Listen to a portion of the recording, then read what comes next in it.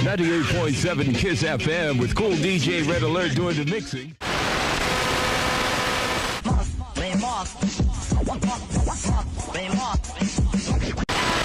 98.7 KISS FM, the Latin Rascals.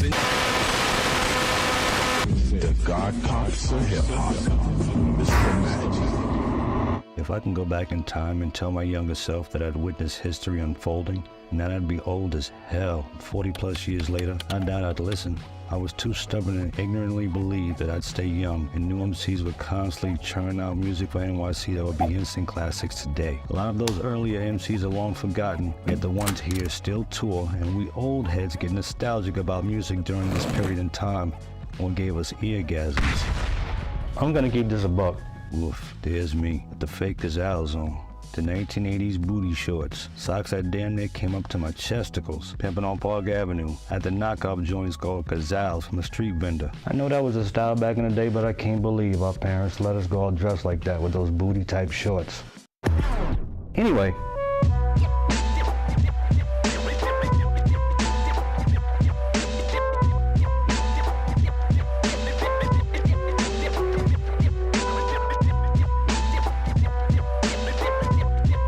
40 years ago, I started a tape collection from the ground up, pretty much like most of NYC was already doing.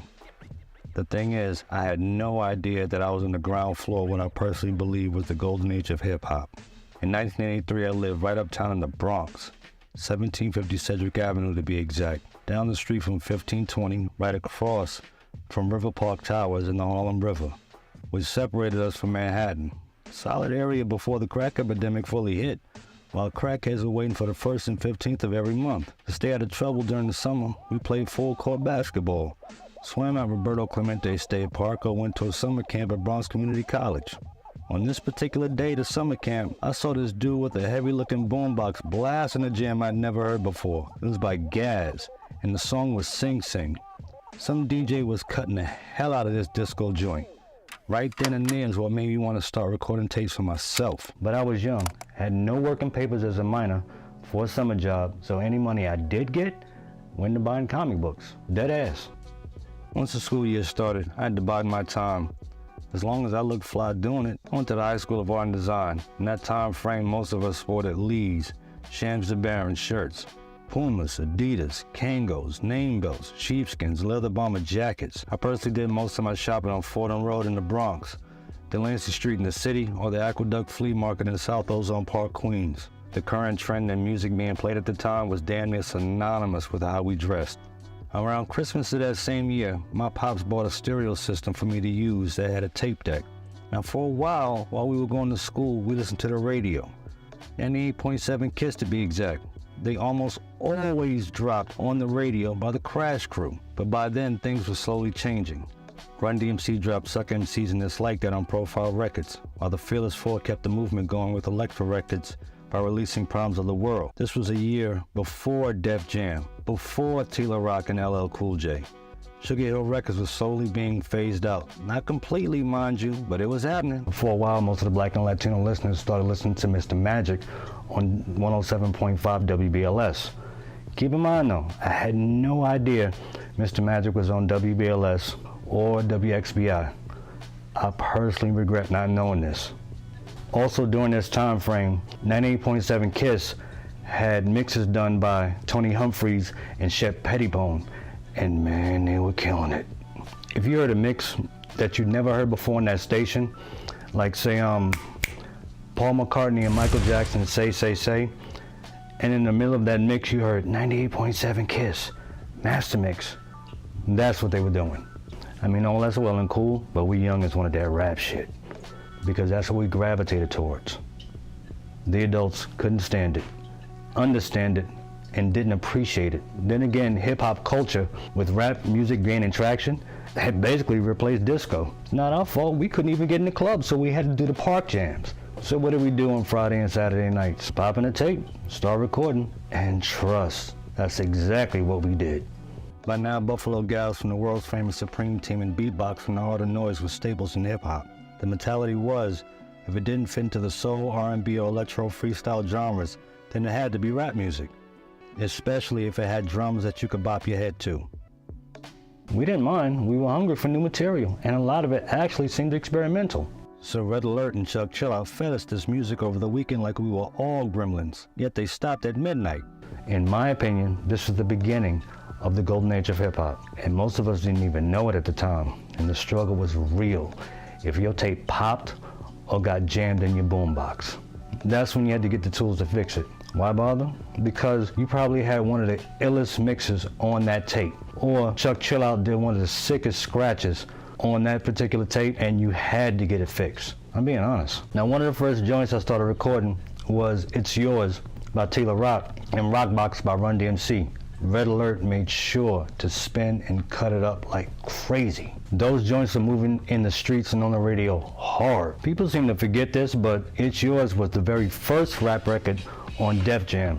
It wasn't LL Cool J's I Need a Beat. But us old heads caught on to the fact that Mrs. Smith's early flow, it sounded a lot like Tila Rock's. Coincidence? Oh no.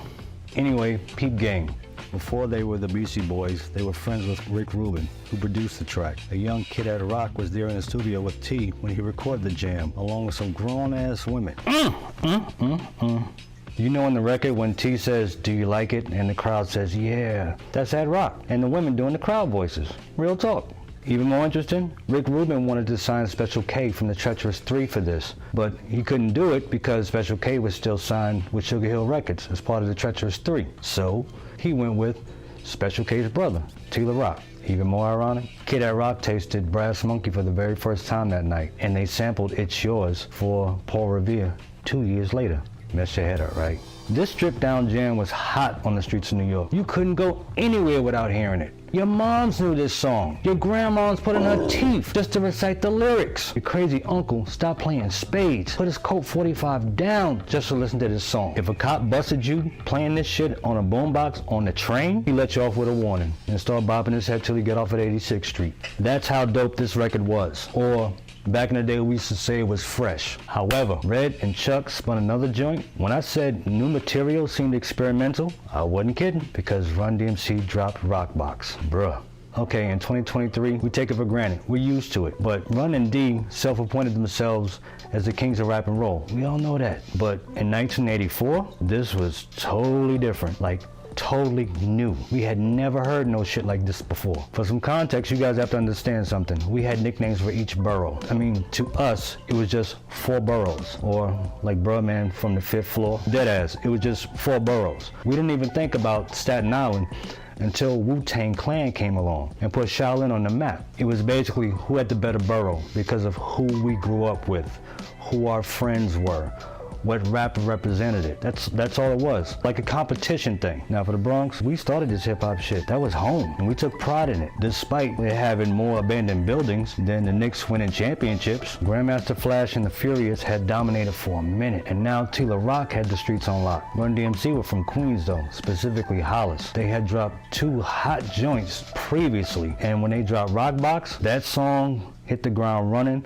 like a slave running for freedom. This joint, Red Alert and Chuck Chillout used to cut it up like crazy. And that guitar riff by Eddie Martinez, that was straight fire. But what most still don't know, probably to this day, is that Run and D didn't even want the guitar riff on the song. After Suck MCs and Is Like That, rap street cred was solidified for them. We all understood that Queens was representing, but Run and D, when they heard the guitar riff on the track, they didn't get it. They just wanted the drums, which was basically Billy Squire's Big Beat programmed. All they cared about was the drums, the bells, not the guitar riff, because they felt it wouldn't be accepted in the hood, but it was. Was it as lyrical as It's Yours? No, but we had never heard anything like that before. These cats didn't even want to make a video for it to be shown on MTV. Thank God they did though. Big ups to Michael Jackson for opening the door and leaving it open, because MTV allegedly didn't want any black artists on their channel.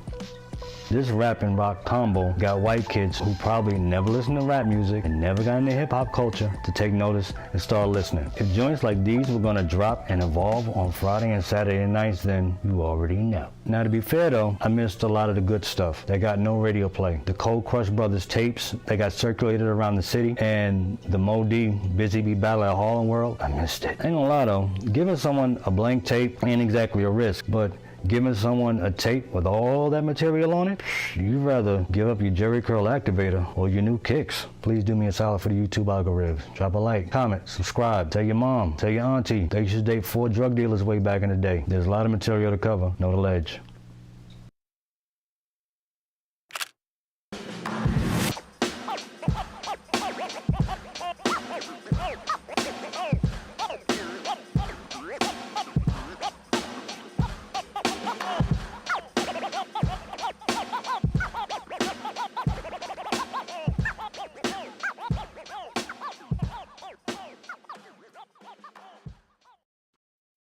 Imagine if the following happened. No more rap music being played on WBLS in 1984 anymore, ever.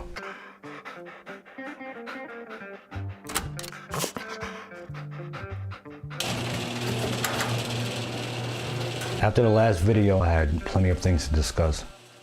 Then it hit me while I was about to walk my cat Scribbles. I gotta talk about the god pops of hip hop, Mr. Magic. Good evening to you super listeners. How you doing tonight, all you fly guys and fly girls? Welcome once again to the world famous Mr. Magic Rapper Jack, and of course I am. Some parts of this are such a pain in the neck to talk about that every time I think about it, I get disgusted. So why not give you some context? In 1982, WBLS were pretty solid with their ratings and needed a solution to the problem of 98.7 KISS gaining ground via younger listeners. Pretty messed up because this is the same station that started playing D-Train, Alicia Myers, Shannon, and Madonna before damn near everyone else back in the day. Remember when we all thought Madonna was his sister? I mean, yeah, I thought she was too. In this time frame though, Frankie Crocker was the program director, and Frankie had a musical director named Mae James. Mae has a daughter who constantly stayed up well past midnight listening to the radio, with that same radio under her pillow on the low. So naturally, Mae's wondering what the hell has her daughter so caught up that she probably risked getting put on punishment for staying up past Betty by. Turns out that her daughter was listening to some dude named Mr. Magic and his rap show on WHBI. Magic would personally buy airtime on WHBI because it wasn't commercial radio, but he did believe in the growing hip-hop culture and loved rap music. Having been on at HBI for a few years already, his show didn't start off playing mostly rap music because there weren't enough rap songs to fill the time slot. Before he rebranded it as The Rap Attack, it was actually called Magic's Disco Showcase. Frankie Crocker met with Magic to offer him a spot on BLS for his show, which would more than likely bring his followers, and he would actually be on the air in prime time. The thing is, Magic didn't have an FCC license to be on BLS, so he had to work under the license of Tyrone Fly Ty Williams, who produced Magic's show and would eventually become the co-owner of Cold Chillin' Records years later. Anyone at BLS that had a license that Magic could work under, well, they didn't want to be bothered with him or the music. You see, neither 98.7 KISS nor BLS actually respected rap music, even if it was played on those very same stations. Crazy, right? Here's where things get even more interesting. Even at this point in hip-hop history, Magic's other nickname was Sir Juice. This we all knew. But the original Juice Crew? Well, here's where that old wow moment comes in. Most folks like me would start rambling off names like Roxanne Shante, Craig G, Tragedy, MC Shan, Bismarck, etc., etc. You already know. But I'm talking the original Juice Crew. That's these dudes. Curtis Blow, the Fat Boys, Melly Mel, Grandmaster Flash, DJ Junebug, and Sal, the owner of the Disco Fever. You see, Magic would hit up the Disco Fever and the Boogie Down quite a bit. If you frequently went there and had celebrity status as an MC, DJ, or radio personality, you were more than likely considered part of the Juice Crew. With Magic and Fly Ty Williams on board BLS now, Magic needed a DJ for his show, and he wanted DJ Junebug, who was a prominent DJ at the Fever. However, Junebug was found dead in the Bronx. As great a DJ as he was, to the point that he had the ear of Curtis Blow and the crowd at the Fever, Junebug was also into extracurricular activities, and it seemed to catch up to him. With Junebug's tragic passing, Magic was desperate for someone to be his turntable DJ on the Rap Attack, and was introduced to Marley Marl by way of Dr. Bob Lee. The first time Magic asked Marley to be his DJ, Marley point blank turned him down as they didn't exactly get along from the jump, and that lasted a while. When he asked again, with the proposal of Marley earning more money as opposed to being a club DJ, Marley jumped at the chance, especially with millions of Magic's listeners ready for some orgasms. Yet even that was a problem, because Marley didn't have his FCC license either, and technically didn't work at BLS. Frankie Crocker and Magic bumped heads quite a bit over this, until Crocker gave in and gave Marley a shot. For a few years things worked out fine until the chemistry between Magic and Marley was undeniable. However, Murphy's Law still applies to any and everything. This is 1984, a good year for rap music and the hip-hop culture on a whole, despite the crack and AIDS epidemic on the rise with no slowing down. It's Yours was a hit, Rock Box was a massive hit, Divine Sounds dropped Do or Die Bet style rep in Brooklyn harder than Times in 1929. Beat Street had come out in June of that year, with Wild Style having dropped a year previously. Magic, Marley, and Ty had gotten BLS some incredible numbers. Red Chuck and the Latin Rascals were on Kiss handling business, so all should be good, right? Nope. Frankie Crocker left the station that year. The holy trinity of rap on BLS were on fire, and Charles Warfield, who was a general manager at the time, came up with the bright idea: give Magic, Marley, and Ty their own time slots. All that time spent building up more followers and getting BLS some great numbers to keep them ahead of Kiss FM was official. Technically, that sounded good at the time considering the opportunities offered to the fellas, but Warfield had an ulterior motive. He didn't want any rap music, zero, nada, being played on BLS. Ken Webb, who was a respectable DJ at the time, allegedly didn't like rap music either, and would insult the genre right in front of Magic at meetings concerning BLS and its growth. Warfield basically offered the fellas crumbs and dingled enticing bait in their faces to get them to stop rap music's ascension and progression. He'd even gone so far as to talk to Barry Mayo, who was a top dog at Kiss, to make this happen by getting rid of Red Alert and Chuck Chill Out. You just can't make this stuff up. Mr. Magic was arguably the biggest person in rap music because he had a huge following that was growing, and he was on radio. Record labels would look up to him and seek his approval if a rap song was worth playing on his show. And yes, that included Sugar Hill Records or a young Russell Simmons who gave his brother Joe a shot and put him on. Think about it. The overall ramifications of this are mind-blowing. Warfield's decision was a slap in the face to the hip-hop community, and it will make you question why would the station choose to turn its back on a genre that was rapidly gaining traction. The fallout was particularly devastating for Mr. Magic, who would not only lose a huge platform, but also his ability to support and promote the artists he believed in, like he did with Divine Sounds of the Fearless Four. Check the credits on a Fearless Four album. M Squared is Mr. Magic. You can question if the exclusion of rap music was driven by commercial concerns or a lack of understanding about the cultural significance of hip-hop itself. To understand the motivation behind WBLS's decision, you probably have to consider the socio-political climate at the time. With rap music gaining increasing attention and sometimes controversial subject matter, the station may have faced pressure from advertisers and conservative groups. Ronald Reagan was president, remember? Although Jesse Jackson tried his hand by campaigning for the big chair that same year. Then you actually have advertisers that had the mentality that black folks didn't actually buy their products, like Macy's as an example. As a response to Warfield's decision to go through with this, Mr. Magic, along with the reluctant Marley and Ty, leaves WBLS to go back to HBI. Being pissed about this fueled Mr. Magic because at the time, he could see what no one else was seeing, a future with neighborhood entertainers that could express themselves, and he wasn't getting paid an insane amount of dollars to do it either. He believed in this, and no one could tell him any different. Dude was a serious visionary, and if it wasn't for him, there would have been no Marley Marl on radio to produce the instant classics we grew up on. No Biz, G-Rap, no Rakim, no Big Daddy Kane, no producers and beat makers to be inspired by Marley, like Pete and Primo, and none of those hot exclusives that Magic dropped on BLS let all of this marinate about how one dude saw what most didn't, and if Marley didn't learn how to sample. And yes, BLS did bring them back. That's a story for another day though. Here's my take on this overall. If you, like Magic, have a vision that no one else can see, don't let anyone stop you. The only one stopping you is you. Just make sure to keep your integrity intact and stay the course. Let me know your thoughts in the comment section, and I'm gonna have an entanglement with a cup of coffee. Praise Jesus for coffee. Hit that like and subscribe button, because I have more joints to explore and to get people thinking. Big ups to Magic, Marley, and Fly Ty for being the soundtrack to my teenage years, and mostly everyone else in the New York tri-state area. Know the ledge.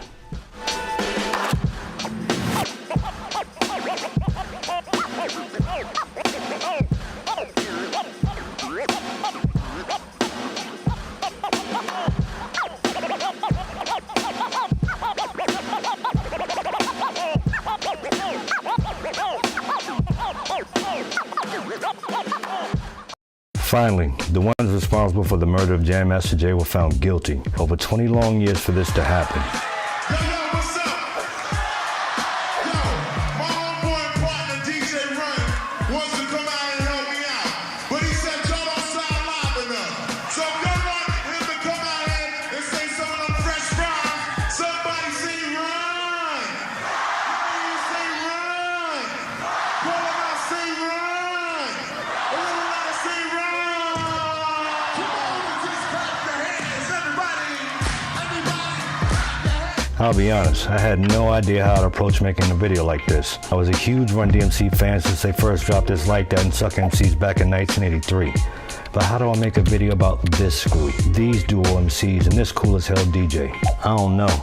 I had two subjects I wanted to get off my chest before I started plotting. I mean, bruh, I was going all in like Lexington still in his prime when he was still making porn flicks, getting into chicks' gibbers and shit. You know what it is? So I'm telling my boy what I wanted to talk about next. So he tells me that the cats responsible for Jam Master Jay's death had the day in court. I admit, I was happier than a chick with some new spider leg eyelashes, or some dude sporting some gray sweatpants to show how big his joint isn't. The first thing that popped into my head was, damn, this took a long ass time, and it was suggested that I write about this from my perspective. This felt like a challenge to me because the focus had to be a bit more J than RunD. Well, okay, let me get this out the way. RunDMC were never signed to Def Jam. They were signed to Profile Records. You'd be surprised how many people to this day still don't know that. The owner, Corey Robbins, was actually kind of leery to sign these cats. I mean, this label escaped being ruined financially. Dr. Jekyll and Mr. Hyde saved it by $2,000. In any case, being connected to Run's brother Russell, most of those mid-80s rap acts were signed with Rush Management. Now this takes me back, even if it was 40 years ago. If you're a comic book fan like DMC, Secret Wars was already killing it. Amazing Spider-Man number 252 introduced us to Spidey sporting that black suit. 3 people in this time frame were practically running pop music radio stations: Michael, Prince, and Madonna, all born the same exact year. RunDMC dropped their very first album before summer, which incidentally was dedicated to DJ Junebug, whom I talked about in the last video. The video for Rockbox got played on MTV that summer, and Jam Master Jay was officially down with them because Russell wanted to get an album done. Okay, cool. From 1984 to roughly 1988, RunDMC damn near had a chokehold on rap music because they expanded it beyond the hood, basically their core audience. After what I call the rise of the lyricists started happening in 1986, and their core audience started sliding off pretty much due to Walk This Way, you can see the decline slowly happening. As respected as they were, there were many others coming through the door that we were introduced to, from new lyrical MCs to new female MCs to new groups emerging. I mean, don't get it twisted, they still had dope joints even up until 1988's Tougher Than Leather, but with more artists coming out, the competition was fierce as well as it was respected. Now, jump forward to 1993. RunD&J got the hookup from DJ/1992's Remix King/insane producer Pete Rock, because they were phasing out. NWA, Tribe, and Naughty had already dropped some incredible albums. Those 3 alone had different sounds, and it wasn't just them. Rap music has seriously evolved, so that now you had more choices to select from. If you're one of those folks that's wondering, well, what about so-and-so? And you know who you are. I didn't forget, because the list is long and the focus isn't on RunDMC, although Pete Rock gave them a serious resurgence to their career with Down with the King in 1993. That act alone got them touring again, and the payout in the 1990s was much better for them than in the 1980s. Death Row were out with that G-Funk flavor now, repping Cali, then added Tupac to his crazy arsenal of artists. It was pretty much game over. I'm gonna keep this a buck. We knew Death Row was a problem when Dre dropped The Chronic in 1992. With Tupac added in the mix, it was like the 1992 Dream Team, and man, they had so many dope tracks. I personally didn't care where producer, DJ, and MC were from. If your shit was dope, it was dope. Period. Death Row was making a killing being played on urban and pop stations. Dre and Snoop got the cover of Rolling Stone. The money was flowing faster than drunk dudes at a strip club, and New York's only savior was a brother from Brooklyn. By then, RunDMC's dominance was all but over. With no money coming in for Jay, bills are piling up and he was in the hole, especially with the spotlight fading. He reportedly owed the IRS over $100,000, but it was actually $500,000 in debt. Back in the 1980s, the group famously had an anti-drug stance in lyrics and PSAs. Hell, I remember when they gave a concert around 1985 because of the surging crack epidemic, and appeared on New York's Channel 11 News speaking about it. The thing is, and from my personal standpoint, if you have no financial advisor or zero knowledge of how to manage your money, you're going to have problems in the long run. I'm not one to make excuses for Jay, and I refuse to shit on the man's legacy. From what I read about him over the years, he was a good dude, helped out his family when needed, great family man, loved music, stayed in the community to start a record label, mentored a young 50 Cent. He, like most of us, made a terrible decision and it ultimately cost him his life. The irony of this is there happened to be 2 people close to him, a childhood friend and his very own godson. To get over the pressure of being in debt and a net worth that had plummeted, Jay became a cocaine middleman as his career slowed and money ran short. In 2002, a year after RunDMC's 7th and final studio album, Crown Royal, Jay had allegedly